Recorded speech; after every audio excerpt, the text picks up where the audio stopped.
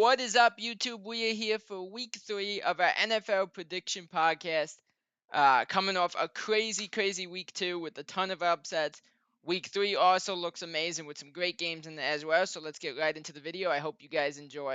So, Alex, we are back for week 3 of the NFL season, coming off of an insane week 2. A ton of upsets. Obviously, the Niners losing to the Vikings, the Falcons beating the Eagles. We had the Raiders beat the Ravens, some crazy upsets in there, and the Saints pummeling the Cowboys as well.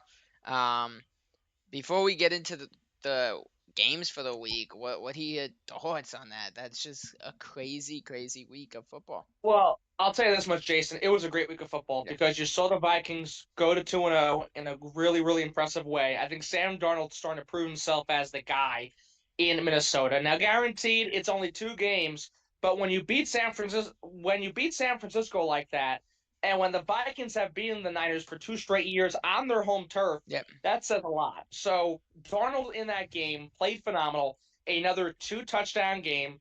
268 passing yards, found Justin Jefferson for a remarkable 97-yard touchdown pass. It was awesome to see. So the Vikings are 2-0. They're playing really good. For Atlanta, that was a great way for them to end the week. And the Eagles, Saquon Barkley cost his team the game. Yeah, Where on 3rd and 3, they're inside the 15-yard line. He catches that ball, it's first over. down, maybe he scores, game is over, right?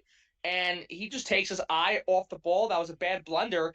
Next time you turn around, Philly has to settle for a field goal. And then Atlanta, with 34 seconds left in the game, Kirk Cousins really on fire right there, throws the game-winning touchdown pass to Drake London. So Atlanta stole a That massive was win versus Philly. one of So the those two best games, drives yeah, from Cousins in a long time. The Eagles couldn't even touch those guys out there. Those plays were amazing. yeah, that and on top of the fact, I mean, Kirk Cousins is usually terrible on prime time, especially on Monday Night Football. But he was able to win that game for Atlanta in a really impressive way. So Atlanta really ended the week on a high note. And based off everything we saw, I mean, Jason, that game might have been the game of the week so far because of how impressive it was to see the Falcons come back in such a short period of time Yep. based on how the Eagles blew that game based on Saquon's blunder. So that was a good win for Atlanta. You mentioned the Saints and Cowboys. I say Dallas got embarrassed on home turf. Good for New Orleans. I mean, this should not really cause any high expectation for the Saints. This was a really just bad game for the Cowboys. Now this Derek could be a Carr bad looks like a game. different person though. Well, look, yeah, but again, you can't base that off one game though, Jason. And also keep in mind, he's played the Cowboys, but he also played the Panthers week Yeah, 1. So based on 2 weeks of those two teams, with the way the second week went, you can't really take it completely for what it is. true. Give it more time to really stow its way out. On top of the fact that Tampa Bay's hot right doing as well as New Orleans. So um, that's one thing right there. But this is more a Cowboys blunder in this where Dak had nearly 300 passing yards or so, but he had 2 bad picks and was ugly in that game overall. And it was just horrific to begin with. So this could be a game where this could just be a bad game, and the Yeah. Cowboys will try to not make this a bad stretch. So this game could make or break one of those two scenarios going forward. We'll of course see next week and going forward, but this was just a really bad game by Dallas. They got embarrassed on home field to say the least. And those were just some games that really stood out. And it's really intriguing to see how teams like that have won their games so far. And you mentioned the Raiders. The way that they won that was also impressive. So the fact that the Baltimore Hey, I Ravens hate to are cut you are off right are, now, are but your mic is so glitchy and you're freezing like crazy. how about now? Yeah, you're still a little freezy, but I could hear you. I can understand you now. Right. So look, I mean, again, the problem with that, what's so intriguing about all this is that the fourth game you mentioned, the Ravens and Niners, the Ravens and the Raiders rather, that was something else by itself. And how Baltimore is now 0-2 based off the controversial loss in Week 1, and the fact that the Ravens went in there into their home turf and they lost to Las Vegas. So Yeah. really intriguing to see how all this has played out so far. the fact that the Ravens are 0-2, the fact that the Packers are 1-1, the fact that Philadelphia's 1-1, Atlanta's 1-1, the Rams are 0-2, Detroit's 1-1. You have teams like that who are at the top of the mountain to a certain extent, of course, besides Kansas City last year, and they're having either somewhat average starts or, like the Rams and Raiders, really bad starts. Yeah. And part of it's injuries for the Rams, but for the Raiders, it's been two just unfortunate losses. Yes. So don't worry about that. I mean, the Rams may be worried because both Kupp and Nacua are now injured, and they'll be out for some period of time, some weeks or so. So that's more of a concern. But for the Ravens, the fact that they're 0-2, it's surprising, but that should not really be a blow to their season.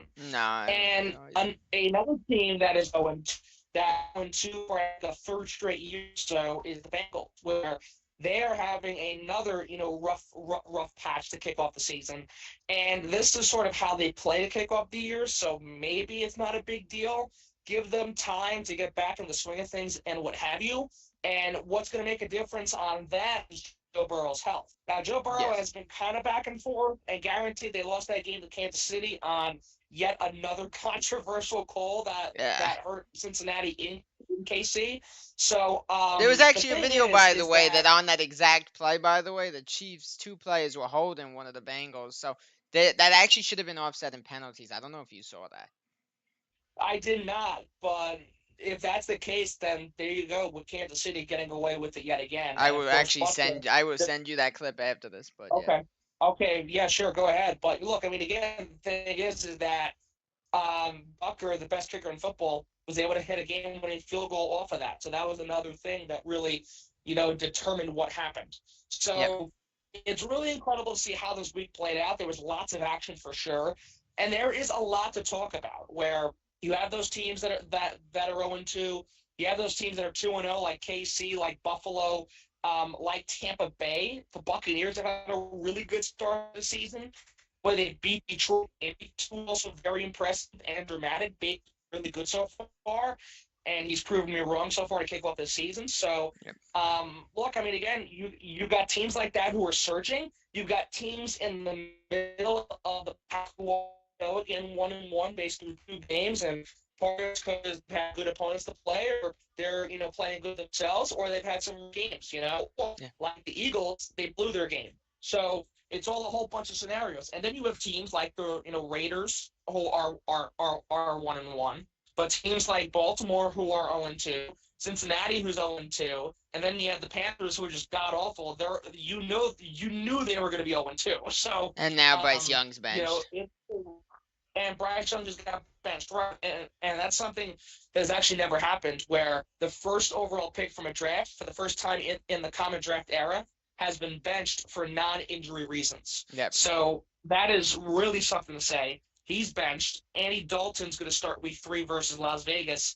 And honestly, Carolina's just a disgrace. So they're a disaster, and that's where they're at. So, yeah, there's a lot that has happened, Jason. There's so much to break down. Yeah. No, 100%. When we talk about Bryce Young, the one thing I will say is I don't think he's good, but I feel like he also got dealt a really bad hand with that Carolina team, which does not help his case. Well, look, Bryce Young is good. Bryce Young is talented. Does his stats show for it in the NFL? No. Why? Because he plays with the Carolina Panthers. So, again, it is the hand he's been dealt with, Jason. You could have put in maybe or maybe not, but if the roles were reversed, let's say C.J. Stroud went first overall compared to Bryce Young, then I think we would have a similar conversation about C.J. Stroud. Maybe, maybe not, but that is the case. The problem is that Carolina has nothing to gain for Bryce Young. He's in a horrible situation. He's in a failing team that is terribly run. They've had multiple coaches the past several years. Right. Young's already on his second coach in his second season. Keep that in mind. And look, I mean, besides Adam Thielen, he's got Joe Schmo, Mickey Mouse, and Daffy Duck as his receivers. So, he doesn't have much to work with, Jason. That's the problem. You're right, yeah. So that really just plays a role in it, and their defense is atrocious. I mean, this team in the first 2 games this year has been outscored 73-13. Yeah, that's terrible. And those 3 points in the game versus the Chargers last week, they lost that game 26-3. So part of it's Bryce Young not playing well. I'm not, not trying to ignore that. Yeah. But you look at the larger picture of things. What is Bryce Young in? What system is he in? What Yeah, team is as he you're playing talking for? about it, it doesn't help when your own guy is sacking you like that happened when he Yeah, tried running the ball. yeah. So the Panthers are an absolute disgrace. So Yeah. there's only so much Bryce can do. And honestly, this is something where it's sad to see, but it could be something actually somewhat productive for Bryce Young. Maybe he takes chill pill, he calms down, he's able to reassess the situation a bit more, and whenever he comes back, if he does, then maybe that gives him more of a passion and more fire to play with since being benched. Yeah. So maybe this is something that could help him in the long run. But if we think about the long run, I don't see him in Carolina for much longer. Maybe by next offseason, maybe by this offseason after that. I don't know It's when. very, very But possible. if you want to make Bryce Young a successful quarterback and you want to actually give him a good NFL career, you trade him away. You trade him away from Carolina. Yeah. You get rid of him. You try to create a situation where if this season goes down the toilet, which it probably will again, you get rid of Bryce Young, you draft a new quarterback, and you give him somewhere fresh to start. Yes. So I think that's what they should do. When is that going to happen? I don't know, but that should be the case going forward in the near future. I completely agree on that. But let's move into the games for the week. We got 16 to go over, starting with Thursday Night Football. A team that actually does not look too bad and actually just went to overtime with the Seahawks. We got the Patriots against Aaron Rodgers and the Jets, who just got their first win. Division game here, two 1-1 teams. Um, Two teams that are probably, in my opinion, now going to be battling for second in the division because of what's going on with the Dolphins. So, what do you got in this game here? Well, look, I mean, this should be a really intriguing game. The Patriots are shocking people with how good they're playing these first 2 weeks. And look, I mean, you've got Gerard Mayo there, new coach, first coach since Belichick, obviously, who was there for a Yeah. long time with a great coach there, legend, 6-time champ. I think the fact that the Patriots come into this game really competitive is really shocking, but it's good for the league and it's a good challenge for the Jets. Now the Jets, again, they're coming off their first win with Rodgers, or as he said, the second win Yeah, yeah, technically because he played those 4 snaps. But regardless, Rodgers played his first complete game with the Jets in a win.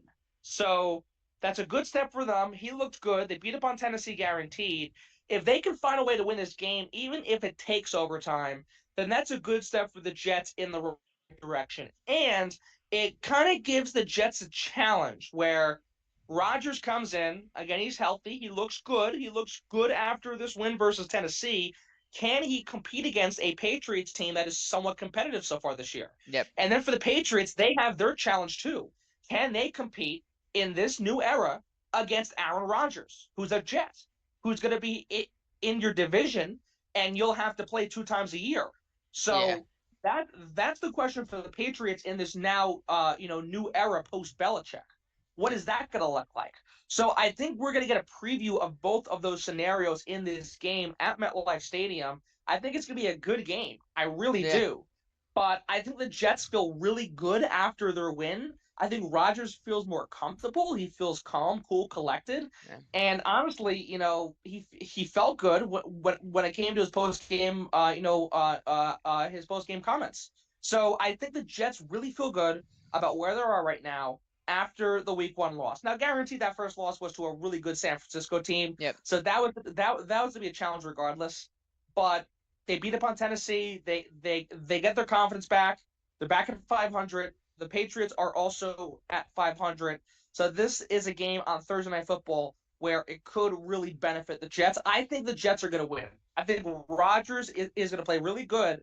And keep in mind, Jason, this is the first home game for the Jets this year. The first home game since Rodgers tore his Achilles. Yep. So this should be a good comeback story and scenario for Aaron Rodgers. I think it's going to happen. I think he's going to play well. Now, again, the Patriots defense has been somewhat good this year so far, But let's not forget, Aaron Rodgers is known for torching all kinds of defenses. Yep. And we still don't know where this Patriots team is going to go, even though they've had 2 good games. If Aaron Rodgers is on fire, this Patriots defense might be exposed again like they were multiple Yep. times last year. So we could see that. I think we'll see a good game. I think we'll see a competitive game. But I think at the end of it, I think the Jets win. I think Rodgers wins this game and he beats the Patriots. And I think the Jets go to 2-1, and I think they'll win that game. And you mentioned briefly before about the Dolphins. I mean, Tua again with that concussion is ridiculous. It's his third Yeah. concussion in his career, his second in 3 years. So the fact that he's hurt again doesn't help They the Dolphins' actually case. just said, I don't know if you saw it. They announced today he's gonna be out minimum 4 games. So that doesn't help right there. So he's out for a month.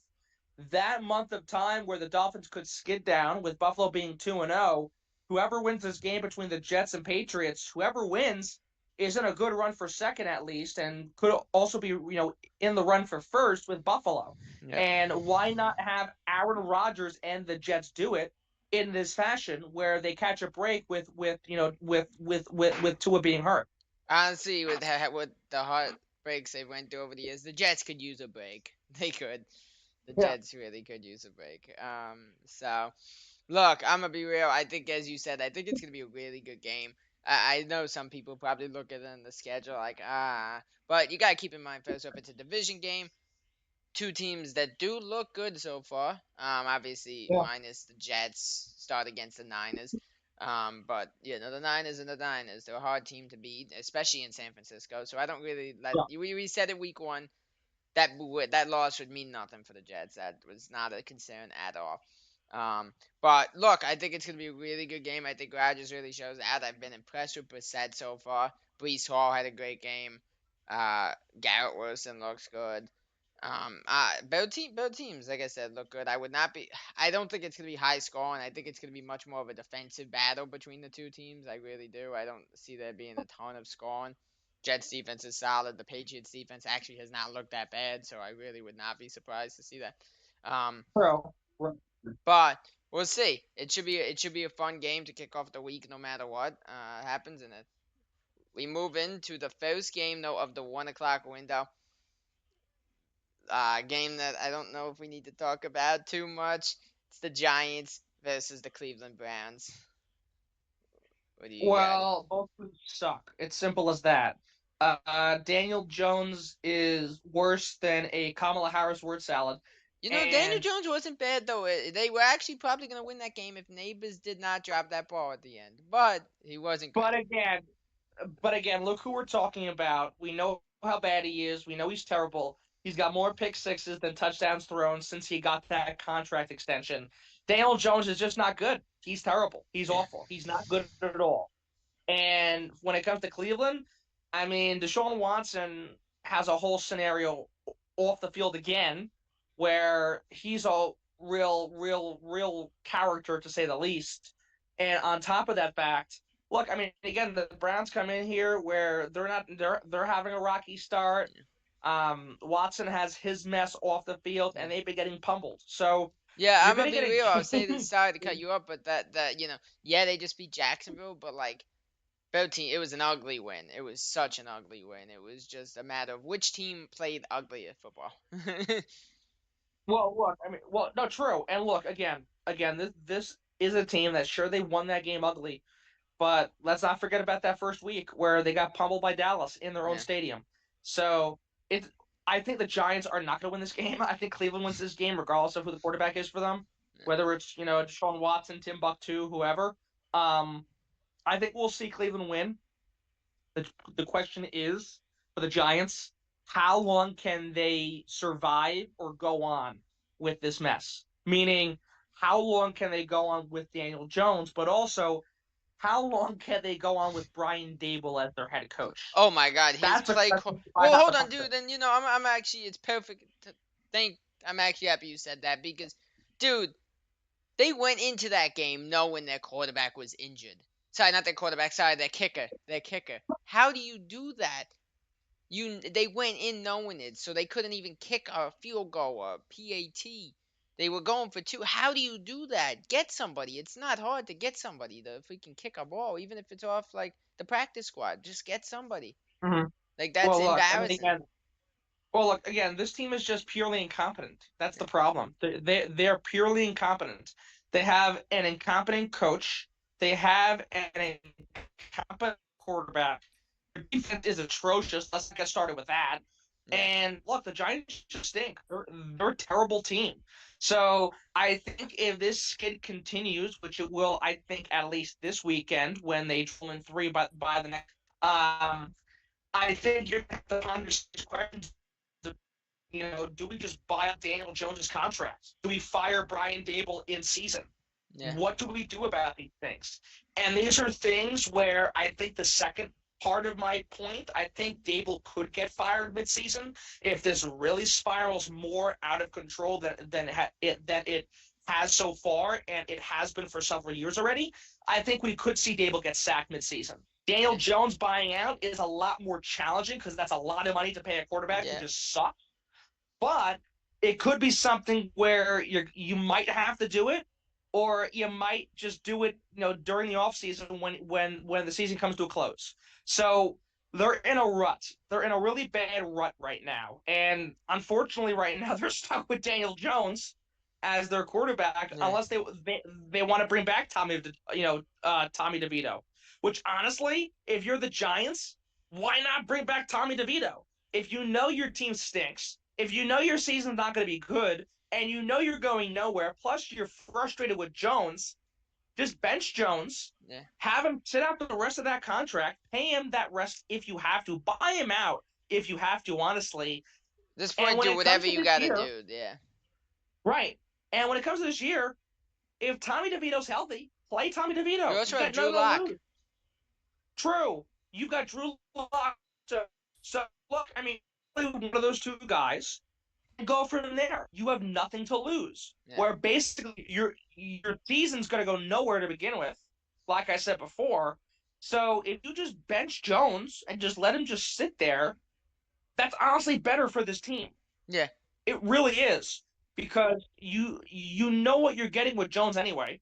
But knowing that your season could be a wash, there's more upside in DeVito and or Drew Lock, and maybe he wins you a game or two, maybe he wins you a couple more. Yeah. So Look, who I'm knows gonna what be that real looks though, like? And Alex. the This is the my season's mind. over. This might be my mindset. If the Giants look, maybe you stick Jones for the with Jones for the purpose of they gave an out in this year's after this season to his contract. That is one thing they did. Okay. So maybe you just at this point, if you tank the season, use that out in the off season, and you draft a quarterback. Maybe you're in the top 3, 4, whatever, and you could get a solid quarterback. Might not be the worst idea. That's what I was going to bring up. And look, I mean, again, whether he's out this year, you get rid of him whenever, fine. Point is, get rid of him soon. And that could be after this season. But if you are going to move on from him, just bench him because Yeah. he's just been so bad to begin with. So move on from him if that's the plan by sitting him because he's not good. That's not going to help your team in the long run. Yeah. And if you know the season's a loss, then why not give a young guy like Locke and or DeVito playing time? And you know what, Locke especially. Locke's a guy who's still trying to prove himself in this league. If he can win, I don't know, 5, 6, 7 games with this team, good for him. Maybe he gets a contract somewhere else after the season, Yeah. So that could be something that helps him in the long run as you search for that new quarterback. Yeah. So who knows? But the point is, Giants lose this week. They stink, and they are so bad. I mean, I would want to. I mean, I don't know how you do this, Jason. If I had to watch the Giants every week, I would rip my hair out. I only so when the bad. Giants play, I watch Red Zone. Well, okay, fine, but if you are a diehard Giants fan and you just are loyal to this team, one, God help you. Number two, I don't know how you still have hair, eyes, or a mouth or a tongue. So, because if you do, which means you have guts, I would have just lost my hair, gouged my eyes out, removed my mouth, and cut off my tongue by now. By watching the Giants. That's just how bad they are. Yeah, and typical Giants neighbors had an amazing game, and then they have an opportunity. They go for it on fourth down because Dayball doesn't give them a kicker. Neighbors drops the ball, and then they go down and lose the game on a field goal, like typical Well, Giants look, I mean, fashion. again, Brian Dable is just so incompetent. If they don't fire him mid-season and this rut continues, then the Giants front office just continues to be more inept than he actually is. Yep. Because Brian Dable should not have a job as a head coach anywhere. Yeah. Keep him back in Buffalo as the OC. He did fine there. He obviously can't lead a team. Guaranteed, when you come to the Giants, I mean, leading the Giants is like trying to fix, a torn up building, which is really hard to do. That's been sitting for thousands of years. So, fixing the Giants is a challenge by itself. Yep. But for Brian Dable, it just shows his incompetence and the fact that he can't lead a team like the Giants. So, Yep. yeah, if he's not fired by midseason, then the Giants just are really in it for themselves, and they sort of really deserve this because Yep. they're doing it to themselves. Yep. No, 100%. At some point, eventually, you can't feel bad for a team anymore, right? But yeah, I look. don't. I just look at them now. Yeah, no, exactly. Yeah, so Browns win. Honestly, I don't think Yeah. this is a close game at all. I think they really. I would not be shocked if the Giants have like 6 points in this game. I really would not. Oh my goodness. But we move on to a game that I think is going to be really, really fun. The Eagles are trying to bounce back after a heartbreaking loss last night against the Saints, who look really, really good. And Alvin Kamara looks like his usual self. We got Eagles Saints. What do you got here? Look, this is going to be a good game, and this is more of a challenge for New Orleans than Philadelphia. We know Philadelphia is a top team in this league, especially Yep. in the NFC. The Saints are trying to prove themselves with a red hot Tampa team, a Falcons team that has hype as well. So they're in a challenge themselves in a division that usually is not fun to watch. I think we're gonna, look again. Philly is good. I think New Orleans is good. Yep. The Saints played a really good game. They embarrassed Dallas last week. That was really good to see for them. And it really showed a lot after beating up on Carolina. Again, they beat the Panthers. That didn't mean much. Yep. If they beat Dallas the way they did, that says a lot. If they could beat the Eagles, that says even more. Yep. But I think the Eagles are more determined and more destined to bounce back after last week. And Saquon's going to be more self-determined to lead his team to victory. So with how I guess mad, frustrated, angry, whatever word you want to use that the Eagles will be entering this game, you're going to see that on display with a really good production. I think the Saints give them a good fight, but I think Philly bounces back. I think they'll win this game because of the way they blew their game on Monday night. And again, that's a game they should have won. The Philly should be 2-0 like New Orleans, but they're not because of that Yeah. choke job. So I think they're going to be really determined to bounce back after that. So I see them winning this game, and both teams will be 2-1 by the time we come back next week. As crazy as this sounds, I am actually taking the Saints in this one. Okay, good. Look, I know it's Derek Carr, and he could fall apart so fast. But I am genuinely impressed by them. The defense looked good so far. I mean, they gave the Dallas defense. They made them look like Swiss cheese out there, and Dallas Yeah. has Mhm. one of the best defenses in the league, and they gave them a world of trouble. On top of the fact that Carr looks good, Kamara looks good, Shaheed looks good. I mean, he's came out of nowhere. Look, they're in trouble. Who knows the status of AJ Brown? Keep in mind for this upcoming week, he did just miss yesterday's game. Who knows? I mean, he's only got 6 days to get healthy between those two games, so we'll see what Sure. happens. But yeah, I don't know. I have just such a weird feeling about this Eagles team that they're still gonna be good, but I feel like they are taking a little step back almost. I really feel that way. Well, I see your point. My question for you is this. When it comes to defenses in this game, now the Eagles defense has been kind of back and forth this year, fine. The question is for the Saints defense, they really haven't had a challenge. Dallas is somewhat of a challenge, don't get me wrong, But Dak Prescott has been known for, throwing games away with his lofty picks and his really just inconsistent play sometimes against good teams. And the Saints so far are a good team, don't get me wrong. Yep. But my question is, can the Saints defense contain Saquon Barkley? Yep. That's a I big question. Yeah. I don't think so, because the Packers let him score 3 touchdowns and more than 120 yards on the ground. And despite dropping that ball versus Atlanta, Saquon has still been the heartbeat of the offense in 2 games. So he's had a really good start to this season. He's played very, very well. He's going to be the main cog. And again, this game is going to surround him. Yep. Can he bounce back after the blunder on Monday night against the Falcons? Can he do it? Can he bounce back? Can he play better against another NFC South team? Yep. I think he will. And honestly, if he gets going, that's going to spark the entire offense, and the Saints defense won't be able to keep up with it. So I think that's the key thing here. Can the Saints defense contain Saquon? I don't think so. I think Saquon's going to be good. He's going to be a lot better. He's going to bounce back. That's going to be the difference. And again, the Eagles, they're a team, despite last year starting 10-1 and dropping 5-6 and then losing in the wild card. They're a team that usually, once they lose a game, they don't take it lightly, and the next week they roar back like crazy. Yep. So they're a team that just doesn't take contentness with a tough loss. Yep. Especially the kind of loss they had versus Atlanta on Monday. So they're going to come firing out of the gate, wanting to win that game. I see it happening. I think they beat New Orleans. Again, I think it'll be a close, good game, but I think it'll come down to Saquon, and Saquon is going to have a very good bounce back matchup. Yeah, I think he will have a bounce back matchup too. I just got a weird feeling in my gut that the Saints just they look like a different team this year. So I'm taking Saints, but I would not be surprised if it goes either way. I do think this is going to be a high scoring game, and Yeah. I think it will be one of the highlight games of the week. We got Sure. 5.5 minutes though to do one more game here.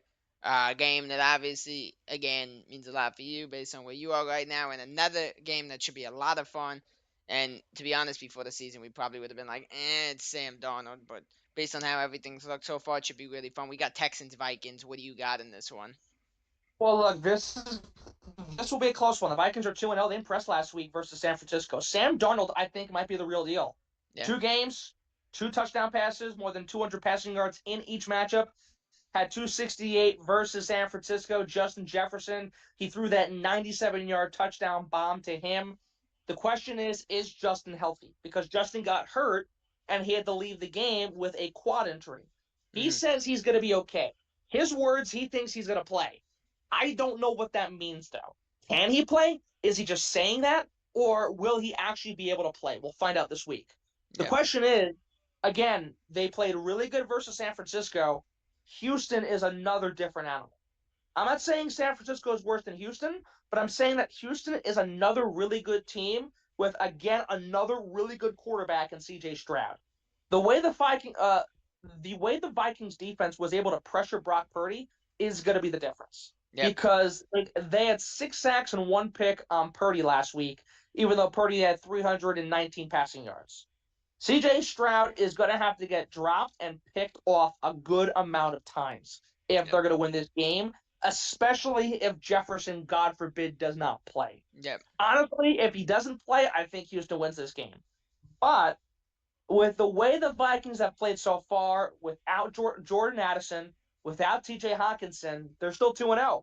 Yep. And they've played really good football, and Darnold has been really, really good. So I think it's going to be a really close game.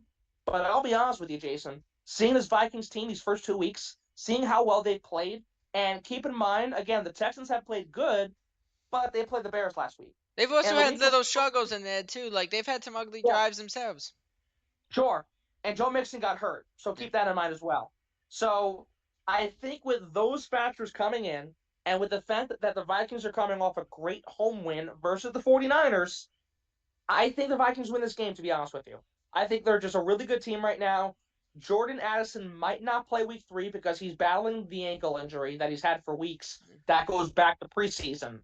But I think you'll see this Vikings team go to 3-0. And honestly, you'll see them do that with great defensive pressure against C.J. Stroud and another good Sam Darnold game, which I think we'll get. So I think Sam Darnold slowly starting to establish himself as the guy here, and Yeah. it's been really fun and impressive to watch. Don't get me wrong, but I think they're going to win this game. It'll be a close one like last week, but I see them winning this matchup. Houston will give them a good run for to win a close game versus San Francisco. Why Yep. can't they do it again versus a again young Stroud, where San Francisco is the better team? Beat them. Yep. They're still growing. Why can't the Vikings beat them? So I think they will. Yeah. I'll say this because we have 2 minutes and 10 seconds left. But look, I genuinely think this is gonna be another really, really fun game. I think you guys probably I actually think the Vikings do win. And I think it's Mm. within 6 points. I think it's gonna be a very, very close game. Oh, yeah. Yeah, Two for sure. quarterbacks looking really, really good. I would not be shocked if this was a game in the high 20s. I really would not. Yeah. So it look a lot of these a lot look Donald impressive. Stroud's been actually I'd say Donald's looked better than Stroud. Actually, I would probably say that. Well, look, I mean, so far, Yeah, but no, Darnold has been really good to watch, and that just really shows the confidence that the head coach Kevin O'Connell has in him. And also keep in mind the Sam Darnold Jay Jettas connection has been just awesome to watch, and that was the key in the preseason. That's been the key so far in 2 games. yep. So yeah, no, that's gonna be another really, really fun game. As we both said, I think the Vikings take it in a really fun, electric, high scoring game. So, Alex, the next game we get into is a game we don't really have to talk about too much. Um, we got Bo Nix and the Broncos who look terrible. They are repeatedly shooting themselves in the foot every single game with stupid penalties and just bad mistakes against Baker Mayfield and the Buccaneers. And all I'm going to say is Baker is about to bake out there. But what you got to say? Uh, Look, the fact that I have to hype up Baker Mayfield and unfortunately have to talk down about Bo Nix, who I really like, who is a great college quarterback, who I'm a big fan of. And look, again, he looked good in the preseason, and he hasn't been able to translate it so far. The fact that Baker is going to come in here and probably whoop Denver is about right, number one. But the fact that that's the conversation, okay. So look, again, yeah, I mean, that's exactly what's going to happen, Jason. He's going to bake out. He's going to shake and bake. He's going to have a good time. Yeah. So I think the Broncos get pummeled. Bo will struggle, sadly, unfortunately, because I like him a lot. Yeah. He was great at Auburn. He was excellent, so good with Oregon the past 2 years, and unfortunately just hasn't been able to translate it so far to the pros. But look, I mean, Tampa Bay is a very good team. They beat Detroit. They beat Washington. They're a really good team, and they're a scary team, honestly. And Yep. Baker has finally found his fit. Tampa's the place for him to go. And at first, you're thinking, no, no way. But honestly, from what we saw towards the end of last year, especially during the playoffs, okay, maybe. Now, Yeah. so far, these 2 games, I think we can say that. Now, again, give it more time. Sure, it's only 2 games this year, but Baker just looks a lot more calm and cool, and he looks like he's having fun. And you know what? Good for Baker. I don't like him. I think he's not good, before this, but I don't wish him ill will. So if he does good, good for Baker Mayfield. Maybe he'll drive my car on the weekends. Who knows? Yeah. But you know what? I think he's gonna have a fun time. And yeah, Jason, there's really not much here because the Broncos are gonna get pummeled. Yeah. This might be another scenario where they'll be lucky. I don't even know if the Broncos will put up 10 points here. I really don't even know if they'll reach double digits. It's been that Well, ugly we'll for see. Bo Nix, and every time he does do something right, either somebody drops the ball or they take a stupid penalty. It's just terrible. Your quarterback is already barely doing things right, and then when he does, you guys mess it up. Like it's an unfortunate situation so far through the first 2 weeks for him. It really is. But yeah, Bucks pummel him. Not much to say. We move on to the game that obviously means a lot to you, Malik Willis and the Packers. I believe I don't know if there's any word on Love, but I'm expecting probably Willis here, right? Is that what's expected? I'd have to assume. Well, Yeah. let's remember that Love was expected to miss 3 to 6 weeks, so he's still going to be out for at least maybe 1 or 2 more weeks. Well, he almost And played if last week. He Waller, almost played last week. Keep that in mind. I don't know if you know he that. almost sure, but you don't want to rush him. Keep that in No. mind. You don't Yeah. want to rush him back. It makes no sense to rush him True. back. Play Malik. Yeah. He wasn't bad last No. week. Yeah. So assuming it's Malik Willis against his former team, the Tennessee Titans, and Will Levis, who their coach ranted about because of his mistake with another bad toss that changed possessions and cost them points. But what do you got on this? I mean, I think it's simple here. Go, Pat, go, man. In this game, Malik wasn't, but Malik was good. Against the Colts team that but the Packers, you know what? They held their own. Their defense really led the way. Malik played good. He had 122 passing yards, one touchdown pass. He played really good. And even though Josh Jacobs did not score, he had a great game. Yep. 32 carries, more than 150 rushing yards. Excellent. So Oh, he really if helped Jacobs Malik able to Willis, a guy score, who does not really throw the ball. He was a huge piece of them winning that well, game. look, I mean, again, if Jacob has that same stat line plus a touchdown or two, and Malik has a similar a similar game to last week, the Packers win this game no problem. Yep. The question is, how do they shut down Tennessee? And Will Levis, all he has to do is put mayo in his coffee, and they're going to lose the game. So the point is that I think we're going to see Green Bay win. I think Tennessee's just been a disaster. They've not been a good team. They're not going to be one this No, year. And Will Levis is a guy where, he had that one good debut performance versus Atlanta it's been and had that great downhills. comeback game versus Miami last December. But besides those two star-studded or really good showings, it's been or it's been not fun. And so far, it's not been fun to watch him. Where they're 0-2, they blew a 17-point lead to Chicago, and then Rodgers and the Jets came into town and beat them last week. So I think it's going to be a loss for Tennessee, a good win for Green Bay. Jacobs leads the way. Yep. Willis has a very good similar performance as the last week. That's all you need. That's what you'll get from Green Bay this week. Yep. I completely agree. Again, because I know it's your team, and I wish there was a lot more that could be said on it, but just because of how Will Levis and the Titans are, and just the situation also with no Jordan Love here, I feel like it really, there's not as much to talk about, and it's also pretty clear on who's going to win anyway, whether it's Malik Right, Willis or right. Jordan Love. So it makes it a little rough, obviously. But yeah, Packers win this game pretty easily. We move on to another game. This sucks for them because yeah, they're 1-1, but Caleb Williams just looks terrible. He is getting pummeled over and over again and again. There is just no help for that kid whatsoever. I can't believe some of the hits I'm seeing him taking. He's lucky he's not hurt, to be totally Mm-hmm. honest. Against Anthony Richardson and the Colts, they looked terrible against you guys last week. I don't know what went wrong with the Colts last week, but I don't know what you got on this game. Well, this game could be a crapshoot in the sense where Caleb Williams finally steps up or he still struggles. On the same end, you could see the Colts bounce back at their first win in a really dominating way. Yeah.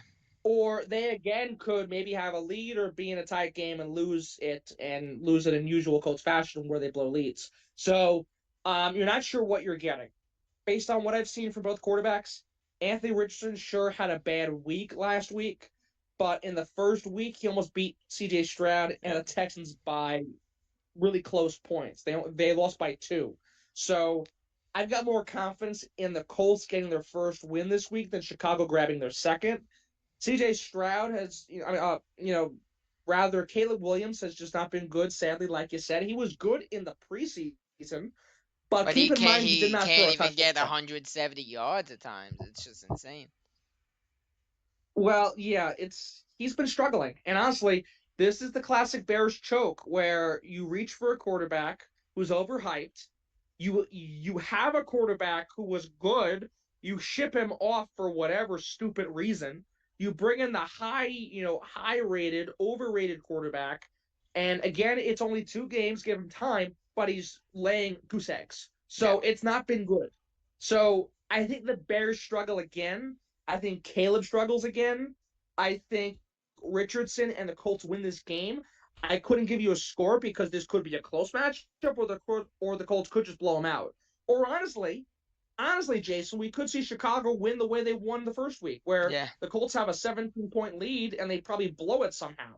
That could happen too. But based on what I've seen so far, I think the Colts win. They're hungry for a win. They're in line for a win to kick off the Yeah. season. And I think we'll get it this week versus Chicago. Yeah. Look, one thing I will give Chicago is their defense is actually not bad. Their defense is the only No, it is. reason their defense is the only reason they aren't 0-2 right now. Mm-hmm. But they gave C.J. Stroud problems as well. Um, but look, I genuinely think Anthony Richardson, it's his breakout game to get stuff going for the season. Would not be shocked to see Jonathan Taylor, Pittman, Pierce, those guys step up after what was a sluggish week for just everybody on that team against you guys. Right. And yeah, I think they win that. We don't know what's going on. He's down a weapon. We don't know what's going on with Keenan Allen, which is rough for Caleb Williams, and he's already struggling to find his guys. Now you're taking away who are supposed to be one of his biggest weapons out there. DeAndre Swift has hardly been able to run the ball. He's like, I want to say he's probably gotten at most 40 yards in a game between these two. Like, he's not doing much. So it's just a Well, if we struggle. really look at the large picture of this, I think, and you mentioned it before a little bit, this offensive line sucks. Yeah.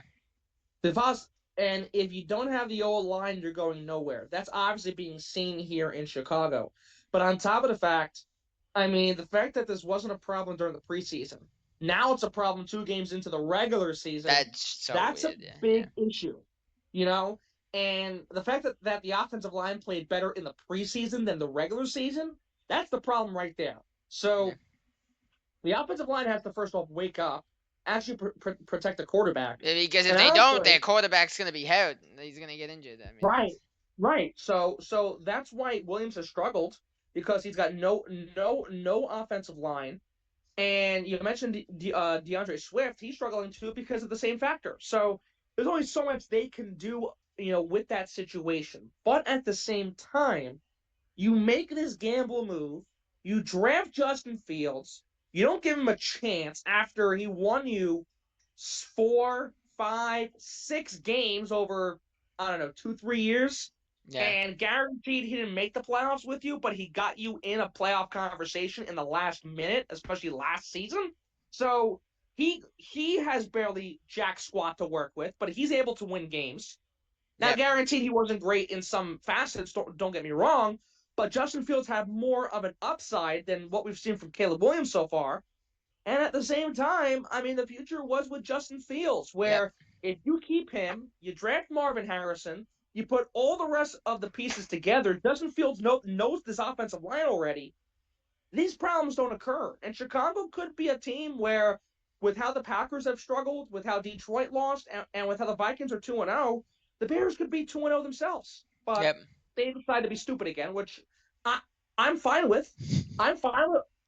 I'm fine with the Bears being stupid. Mm. I love seeing it. It's absolutely amazing to see the Bears be dumb. It's awesome. But this is what happens when you are dumb, because you don't know how to work, you don't know how to think, you can't do your job properly, and obviously, if you're dumb and stupid, you do stupid decisions like this, and we're seeing the effects so far. Yep, no, completely agree.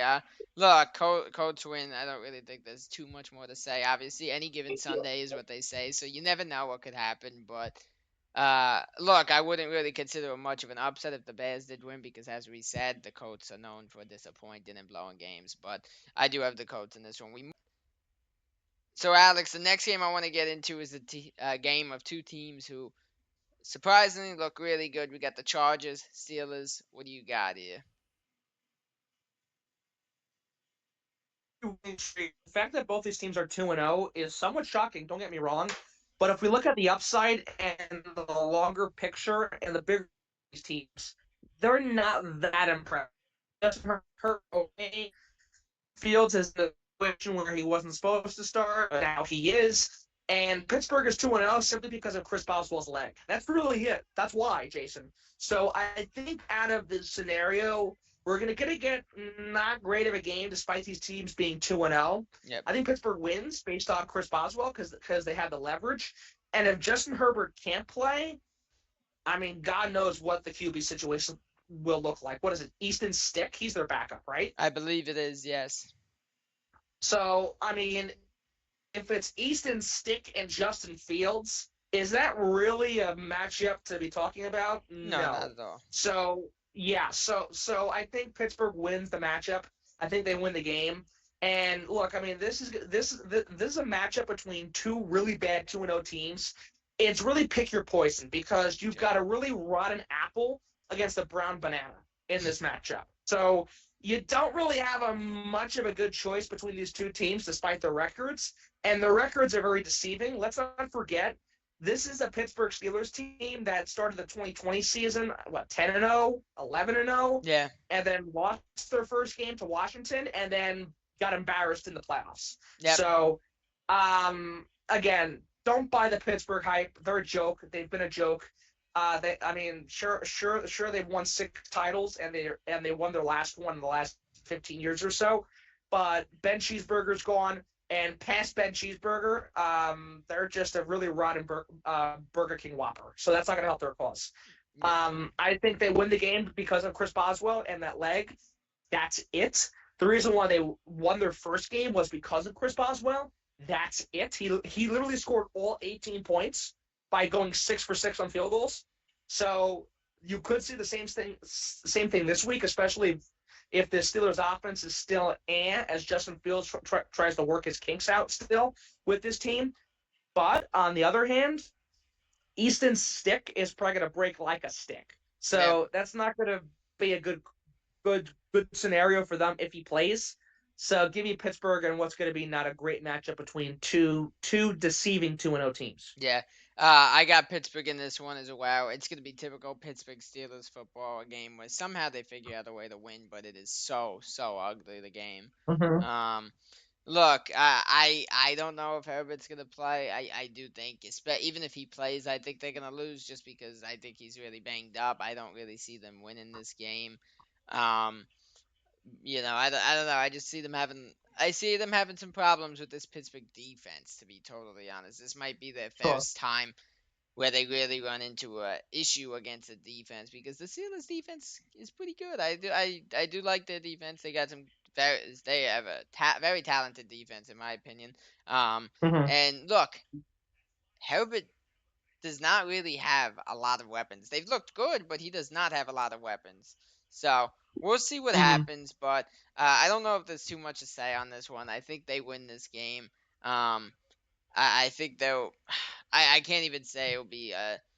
I think it was. I do think it'll be a low scoring game. I really do. Well, look, I mean, again, to give one more thing on this, I think we could see a similar score to Atlanta, where they won that game 18-10. We could see an 18-10 win where Chris Boswell hits most, if not all, field goals.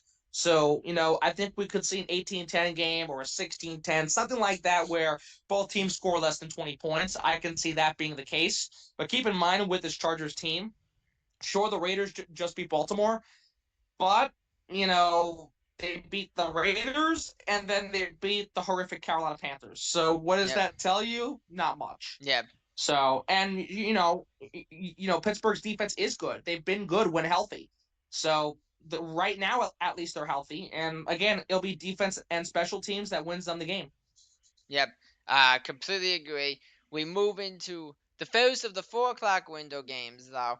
The disappointed Miami Dolphins, who just lost their franchise quarterback for at least 4 weeks, and maybe even well beyond that, against the Seahawks, who just looked really good, actually, in what was a great game, obviously, like we said, against the Patriots that went to overtime. What are your thoughts on this game? So I think it's a clear cut, because with Tua out, the Dolphins stand no chance. Yeah. Seattle wins the game. And sure, Seattle played great last week. They came back, beat New England, won in overtime. Seattle's taking on a team in their home stadium where the Dolphins on the road and in hostile crowds like Seattle, Kansas City, etc., just don't do well, and let alone Tua's out. So what does their QB situation look like? Is it Teddy Bridgewater still there? Is it Skylar Thompson, whatever his name is? They signed Huntley. Okay, Yeah. fine. But is that going to win you a game versus the Seahawks No. in the Seattle Stadium? Probably not. Right away after losing Tua for 4 games, I don't think so. And let's keep in mind, they got pummeled by Buffalo before the injury. They were down by a lot before Tua got hurt. And Tua, So even in that game before he got hurt, he looked terrible. Some of those yeah, passes, I mean, one of those picks was horrendous. I don't know. Tua, I feel like, and it's a lot of the Dolphin fan base, but I definitely feel like, and sometimes he's overhyped. Obviously, he's a huge piece of that team, sure. but a lot of his yards that they say he's so great with are after the catch yards by guys like Tyreek and Waddle. That is one thing I will Well, say. look, the thing is, last week Tyreek only had 1 catch for 12 yards. He was limited. The Buffalo defense really took care of business against Tua, and unfortunately knocked him out for 4 weeks with his third concussion of his career. So they're in a rut. They're in a bad rut, and I think that's going to really haunt them this week versus Seattle. Now, is Seattle the most spectacular team? No, but they're coming off a great overtime win. They're at home this week, and the fact that Miami has to go there without Tua is going to be a challenge. So I think it's simple. Seattle wins this game. Yep. Yeah, it's if I would say it, if Tua was playing, I feel like there would be so much more to talk about in this game because it would actually be Absolutely, there would yeah. be. Um, but without him in the game, there really isn't too much to talk about. Seahawks actually look very impressive. I know they have no Kenneth Walker, which is a huge loss. Sure. I do think for the Dolphins, Huntley is a much better option than Thompson, so I think that should help a little, but not enough to win the game. As you saw Yeah, when yeah, yeah. Well, Tua went down, Skylar Thompson couldn't even throw the ball. Like he's well, just look again. This is a scenario where they lose to it because of injury, and once he is down, the rest of the offense falls apart with it. It's not the Tyreek Hill. It's not the Jaden Waddle's fault. Whoever. yeah. The problem is that, look, I mean, again, Tua, of course, is the glue to the entire operation. And when the glue comes off, everything breaks apart, obviously. And the fact that even with Tua, before he got hurt, Tyreek only had 1 catch last week against Buffalo, where the Dolphins lost 31-10 on their home field. That's not good. So they're coming off a bad loss. They lost Tua. Tyreek did not play good. The defense could not keep up with Josh Allen Yeah. and Buffalo. Now they got to go to Seattle to play a team. They're coming off a great OT win. They put up 23 points versus New England. You know, the cards are not in their favor. No. So expect the Dolphins loss. And honestly, if it gets so bad where Huntley is unable to just keep his composure and Thompson maybe has to come in, which means it's really over, they could lose this game by double digits easily. Oh, it's very possible, and I would not be shocked actually to see that happen. Um, Look, Seahawks, like I said, have been impressive. Dolphins, look like they could be competing for that division lead to a team that might end up being last place suddenly in the division based on their Right. situation right now and how the Patriots look pretty decent. So it's not Yeah. it's not looking good for the Dolphins. Seahawks pretty easily in this one. We move into a game that I know you're gonna be like, do we really have to talk about this one? But the reason we have to is obviously out of respect for other franchises and the sake of the segment, and also they just came off an impressive win against the Ravens last week. We got the Ravens home against the Panthers. What do you got here? Uh, And Andy Dalton. Jason, Andy Dalton's back in. Jason, we know who's winning the game. Las Vegas wins, no question about it. The question is the over under of how many picks and turnovers Carolina commits. Also, are they able to score more than 3 or 10 points this week? That's the other over under. Take the under on that and take the over on and take the over on more than 2 turnovers in the game by Carolina, either on offense or defense. So Yeah. if you want a guaranteed lock of the week, that's your lock of the week right there. Number 2, yeah, this game is not going to be a fun one without Bryce Young especially. And look, Gardner Minshew looked great last week. The Raiders stunned Baltimore in Baltimore. That was a great win for them. They're going to have more confidence going into that. On top of the fact, wow, we play the Panthers this week. What a freebie. So they're going to have a good time. Yep. Raiders win at home. Panthers get trounced on the road. And again, this is a Carolina team that's been outscored 73-13 in these first 2 games to kick off their season. Yeah. Yeah, it hurts, Jason. It's bad. It's going to be going from bad to worse this week for the horrible Carolina Panthers. Yep. Look, I completely agree. I would not be shocked to see 2 touchdowns and over 100 yards for Devontae Adams. I think he has his big breakout game to kick off the season. This Panthers defense is just Swiss cheese terrible.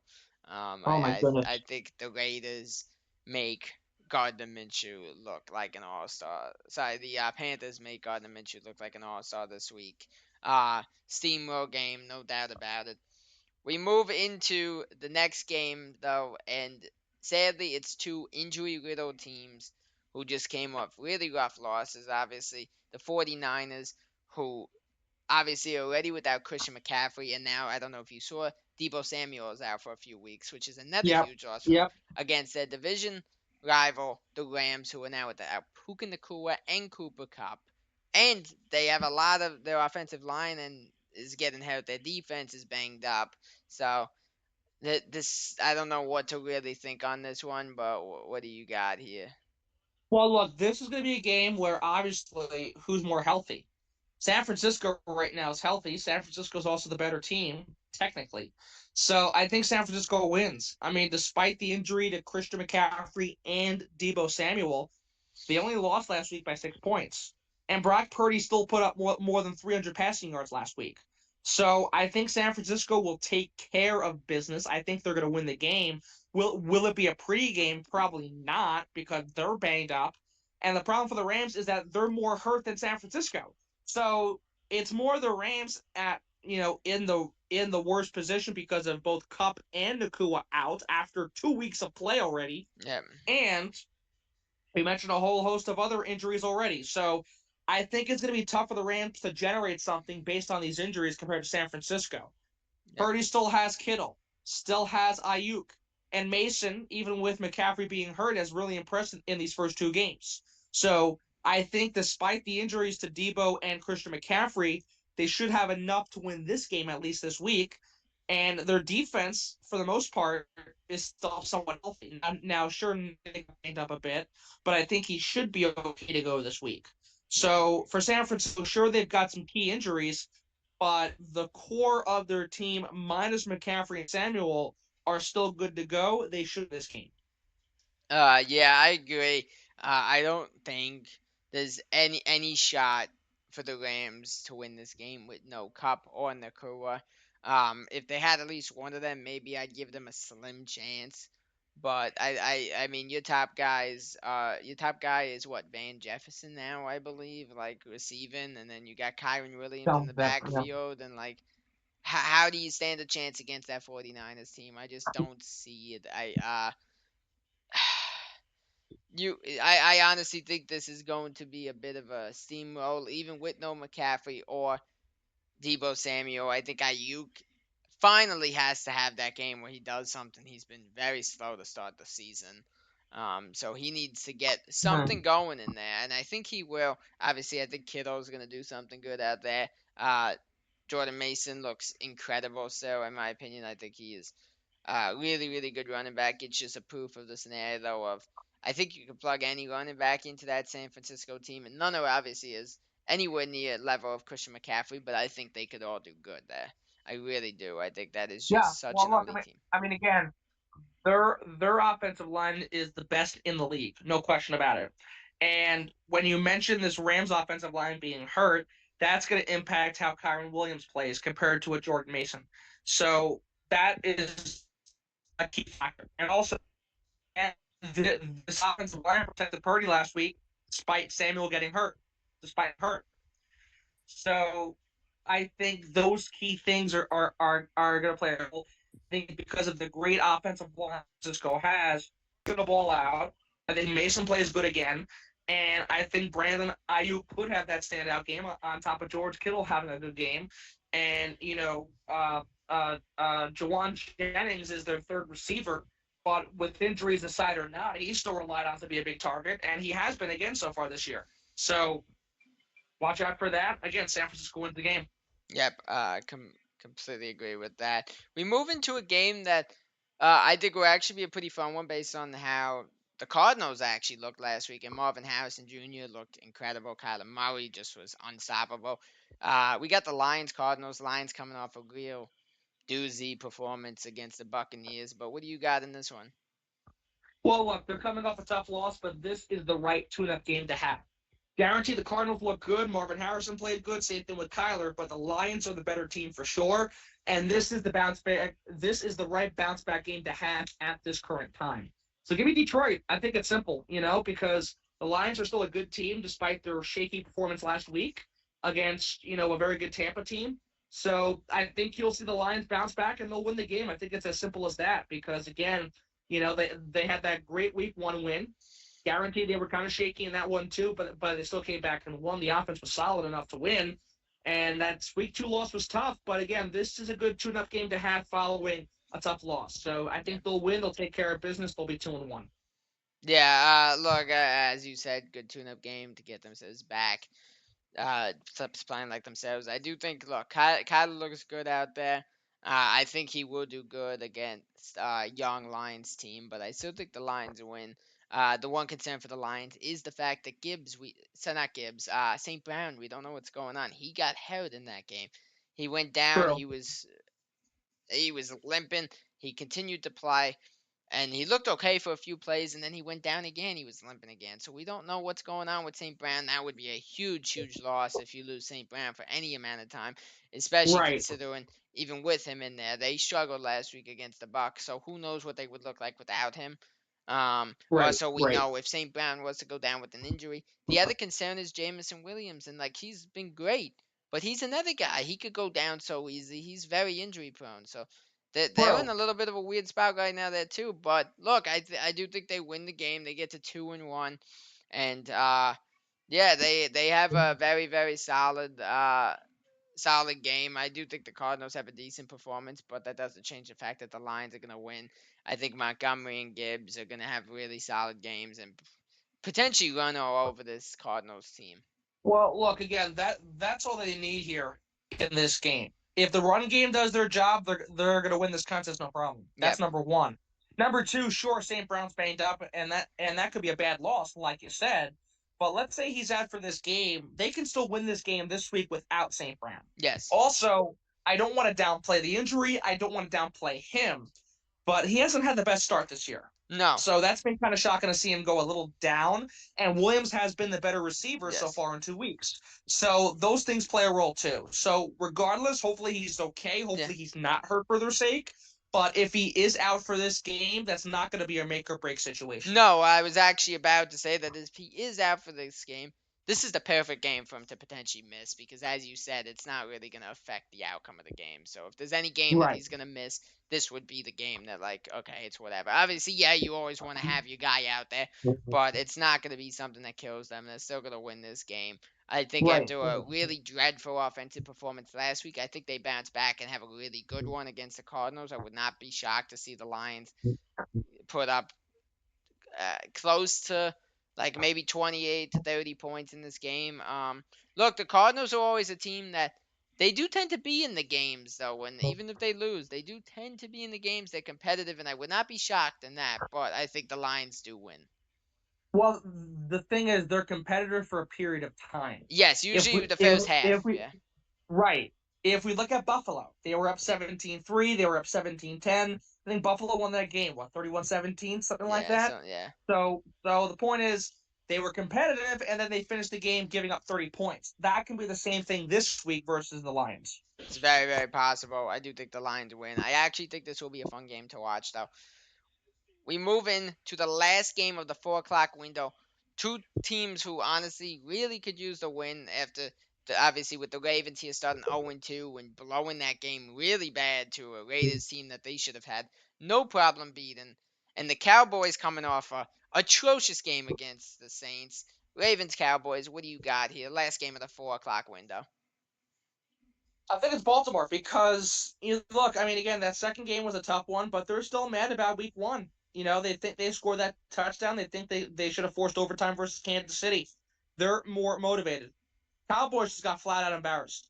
And the Yeah. thing is, Baltimore's a team where, yeah, sure, they blew the second game of the week, but overall, it was a good performance, especially by the offense.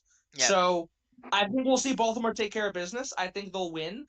And if the Saints could put up 44 points against this Dallas team, why can't Baltimore do the same or do somewhat close to that? So I think we'll see Baltimore win this game. No question about it.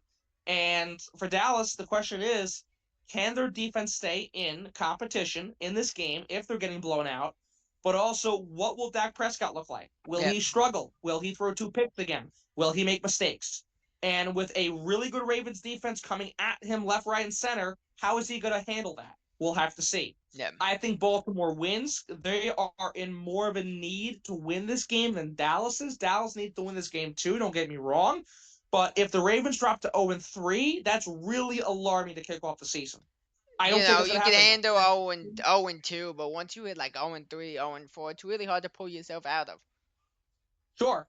And look, again, for the Ravens, they're a team where the games they've played have just been two really tough losses, again, especially Week 1. So they've got the talent, they've got the offensive star power, especially with Lamar running more, with Derrick Henry, who's been a great addition to the Ravens backfield, with that defense that has always been solid. I think they'll win. Dallas is a flip-floppy team. Week 1, they beat up on Cleveland. Week 2, they get killed by the Saints. So you don't know what you're getting exactly. And unfortunately, again, despite the Ravens having a losing record with no wins, they've been consistently good on offense. That's going to be the case. They're going to win. Yeah. Look, we always talk about how the Cowboys struggle against really good teams. That was just mentioned. And look, how am I supposed to have any confidence in them against a good team after they just got pummeled by a team that typically people view as mediocre? So. Well, mediocre is one way to put it, but they're a team that, yeah, sure, they're 2-0 so far, and they've been shocking people the way they start the year. But yeah, they're a team that's not just mediocre, but they're a team that's always in this sort of last minute playoff race, and they're always the odd man out. Yep. So they're not just mediocre; they're a team that is competitive, but not competitive enough. Yep. And you give up 44 points to them in your own stadium. How does that happen? Yeah, Not good. Exactly. Look, I don't know. I think this will be a really, really fun game. I do think this is the game that Lamar Jackson gets right and they win a game. And look, I think it will be. I don't really know what to say because I feel like both defenses can be good at times and really make it difficult for the other team. But I do think they win by. I think they win by a wide margin. I'm not gonna like. I think they win by like 10. The Ravens. I would not be shocked to see that. I think Dak again, struggles. the thing is that Baltimore's defense has always been stable. Yes. Dallas's defense is not stable, especially their secondary. They're not stable. They're not stable. And they're good when they play crummy teams. Same thing with this Dallas offense and Dak Prescott. But when it comes to really good offenses, the Dallas secondary crumbles. Yep. When it comes to good defenses, Dak Prescott crumbles. That's going to happen probably. Yep, completely agree. We move into Sunday night football game. The first one of the final 3 games, because I don't know if you knew this, there's 2 Monday night games this week. We got Sunday night football. Chiefs coming off what was yet another weird Chiefs win against the Falcons, who just upset the Eagles. I actually think this will be a fun game. What do you got here? It'll be a fun game, but we know who's winning. Patrick Mahomes and the Chiefs. They'll be 3-0, no question about it. Look, guarantee Pacheco's going to be on the IR, but Xavier Worthy's been a remarkable addition on the ground and in the air. So I think the Chiefs win this game. They're 2-0, and if it comes down to a field goal, they've got the best kicker in football, Harrison Butker. So I think they'll do that. Look, Atlanta's coming off a great win. They played really good. They really played awesome to win that game versus Philadelphia. But Kansas City is a different animal, for sure. And it's going to be a challenge for the Falcons to really be in a situation like that again. let's say they're down by 6 points with less than, I don't know, 2 minutes to go, 1 minute left. It's a lot easier to do that versus Philly than it is that KC defense because Chris Jones is so freaking good. And the Chiefs secondary just seems to get better year after year, even after losing key players. Yep. So I think they'll win the game. Kansas City, they'll be 3-0. I think Atlanta will make it a fight. It will be a fun game. I do agree with that. I think Kirk Cousins will play well, but again, Patrick Mahomes is Pat Mahomes, and when Taylor Swift seems to be cheering in that press box, and she's cheering in the bleachers with her pom poms or whatever, um, that's it. Yep. That will do it, and the Chiefs win the game. So Yeah. Sadly, I agree. I'm hoping for some reason and we see an upset, but I'm not counting on it. It would be amazing if we could. But yeah, look, the Chiefs, something will happen. There'll be some call that also helps them. We know that it's Chiefs football. Not not trying to credit that to all the Chiefs' success, but it is a huge part of it sometimes. And you'll see when I it does. And you saw that with the Patriots for several years too. Now, guaranteed Brady had his moments and he was great. Don't get me wrong, he's the GOAT. But there were lots of times where Tom got a very favorable call. The Patriots got a big break, and we know what happened. yeah. That's the same thing with the Chiefs so far too. Yep, and that's part of why everybody except for Chiefs fans are starting to hate this Chiefs team because I think everyone besides Chiefs fans are probably pretty sick of it. But yeah, I think the Chiefs win. I think, as you said, it's a relatively competitive game, but I don't. I think it's. I do think they win by like. I wouldn't be shocked if they win by 10, but it's not going to be a blowout. I would not be shocked if it's like 10. But yeah, I Right. think even without Pacheco, Worthy, Kelsey, guys, those guys have a solid performances. Hopefully we're wrong, and hopefully the Falcons win. But yeah, I gotta go Chiefs. We move into the one of two Monday night games, though. I don't know if there's much to say, which is a shame because it's a Bills game. But the Jaguars just look so bad. Trevor Lawrence looks terrible. They renamed the stadium Trevor Bank Stadium for him that day, and he crapped out in it. But we got the Jaguars, Bills. What do you got here? Well, first off, I think Trevor Bank Stadium had to file for bankruptcy. That's how bad it was. But the thing is that Buffalo's a good team. They're 2-0. Jacksonville blew that first game in Miami, and last week lost to a pretty bad Browns team. So I think we know what we're getting. We're going to see the Bills go to 3-0, especially when we think the Dolphins are going to lose and the Jets are going to win. So give me the Bills for sure. I think Josh Allen looks good this year. Buffalo looks good this year. Their defense is solid despite some injuries. And all the questions going in so far have been really quieted because the Bills are playing good football. Yeah, And despite Tua's injury, they still won by 21 points last week. yeah, So played really well versus Miami, and they're coming off what more than 10 days of rest yeah. following that game. So they're playing really good, and they've got lots of momentum and rest entering this matchup against a bad Jacksonville team. So I think it's a no question brainer that they win this game. They'll be 3-0 when the Jaguars, they struggle to kick off the year again with an 0-3 record. What is Jacksonville lost like 7, 8 in a row now, dating back to last season because they started off so good and then it collapsed. Yeah.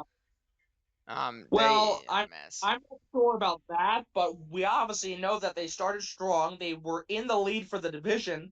They blew the division and missed the playoffs altogether. So that was the whole situation there last year. Now they've lost these first two games. We think they're going to lose versus Buffalo in week 3, and after you give Trevor Lawrence the big bag, it hasn't been profitable so far. Yeah. So yeah, I mean, again, Buffalo's just a better team on paper. They're the better team, period, from what we've seen so far. And we're gonna see a Bills team really show out again. So expect Jacksonville to lose. Yeah, I do think, look, despite Jacksonville's struggles, I think this will be an entertaining game just because I feel like when these two teams play, the games are pretty fun. And just Bills football is fun to watch. It's very enjoyable. I think it'll be an exciting one of two Monday night games, but I don't think there's any question on who wins. I actually think the Bills, by the end of it, are probably dominating the game. I really do not. see by the time this game ends, I don't see it being close. I don't know how you feel there, but I don't. Well, look, I mean, again, that wasn't the last week, even before and after Tua got hurt. So they won by 21 last week. They beat the Cardinals 14 or so. They're winning their games by double digits. If Jacksonville's playing this bad, which they have been, and the offense has not been good, and Trevor's been very disappointing, Trevor Lawrence that is, then why can't the Bills win by more than 10 points again? Why can't they win by double digits for a third straight week? They're going to. Yep. Nah, completely agree. Bills win this one with ease. We move into the last game of the week. Uh, the Commanders, who just beat the Giants without scoring a single touchdown, by the way. And Jaden Daniels actually did not look terrible in that game. But again, it is the Giants against a desperate, desperate Bengals team who does not want to go 0-3 here. What do you got? Look, I don't want to be that guy who says the Bengals will be 0-3, but I think they will. Because if the Commanders guaranteed it's the Giants, Yeah. if they can win a game without scoring a touchdown, that says a lot. Yeah. If they also can lose a close game to a really good Tampa team, Yeah. that says a lot too. Just to tell Washington, you, by the way, the Commanders kicker went 7 for 7 to win that game. well, wow. Well, look, this is a Bengals team that got embarrassed versus New England, and they lost another game last week too. So they're just not good, unfortunately. They're a team that just struggles. They're a team that doesn't know how to put it together. And we've seen this ever since they lost the Super Bowl, where the first 4 weeks or so, they start the season with a losing record. Yep. It's probably going to be an 0-3 record by the time we come back next week. I Very think it will be possible. because he's not been himself. The offense has not been good. The defense has not been able to keep up. And look, the Bengals are just struggling. They look just really bad. And the Commanders, yeah, they've been back and forth, but they're finding ways to win games and they're finding ways to be competitive in games, even Yep. if it's against a team like Tampa Bay. Yep. So I think they'll find a way to win this game. I think Washington wins, and it's because Jaden Daniels has been really good. He played really good versus the Buccaneers, even in that loss. He was all right versus the Giants, but he still led them to a win. Yep. Uh, you know, I think Jaden Daniels have a perfect game, but if he's good like he has so far, that should be enough to beat this Bengals team that has just not been good to begin with so far this year. Yep. So give me the Commanders. Sadly, as a Bengals fan, I gotta say the same thing. No faith in this team. Multiple people just look angry out of it. Jamar Chase somewhat cost us that game, by the way. I don't know if you saw what happened with him arguing with the ref for something that he thought was a should have been a penalty off of a tackle, and it was not. He got a penalty, and it brought it back 15 yards. That hurt them. T. Higgins is banged up still. We don't know necessarily the status of Bauer's wrist ever, to be honest. I don't know if we're gonna know his real health status with his wrist ever. Um, but Right. they're in a weird spot, and also Higgins and Chase, it seems like don't really want to be there. Chase doesn't want to sign a long term deal, it sounds like. Higgins is iffy too, so we don't know. We really don't. It just seems like there's a lot of tension ready to boil over in Cincinnati. So I don't think it's an easy win. I think it's an ugly win. The Commanders do win. And I can't believe I'm saying this. The Commanders remain the top of the division. That's actually the current situation. They are the top of the NFC East right now. Well, again, that's in your. Well, first off, that'd be insane. But that's your view because you have Philadelphia and Dallas both losing. In my view, I have Philly winning. So I think Philly and the Commanders will be tied for first. The Technically, Giants are yes. Well, even right now they're tied, but technically the Commanders are the ones in first right now. right. But I think you'll have those two teams in first next week. I think Dallas is in third, and the Giants are in dead last because the Giants stick and they're in dead last. That's of course going to happen. So, um, that's something you just expect to happen. So no, but again, Jaden Daniels is the right guy for this Washington team. He's a Yes. very good quarterback. He was excellent in college. I'm telling you, Yep. Jason, at LSU, he was a freak of nature. And he's playing so good with Washington so far these first two games. that should continue. And what you mentioned, about this Bengals team, those factors on the field, off the field, really paint a picture of where we're at. Yeah. These guys don't want to play. We don't know, the honesty about Burrow's health, the transparency about it has not been good. Maybe he's still suffering from the surgery he had last year. Maybe it's still bad from that game in Baltimore last season. I don't know.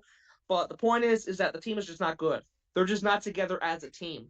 And I've mentioned before, teams who lose badly or lose in controversial ways, they're going to be hungry to bounce back. That honestly, I can't honestly say the same about Bengals because we've seen the same ruts the way that their seasons have started the past 2 3 years, regardless of how they've lost. But at the same time, again, this Bengals team is just it's not really a team that's unified and wanting to play together. Yeah. So you put that together, and that tells you a whole story right there. Yeah. So yeah, again, I think the Commanders win. I think Washington's going to win the game no problem, and the Commanders and the Eagles are both going to be tied for first, while the Giants are still in dead last.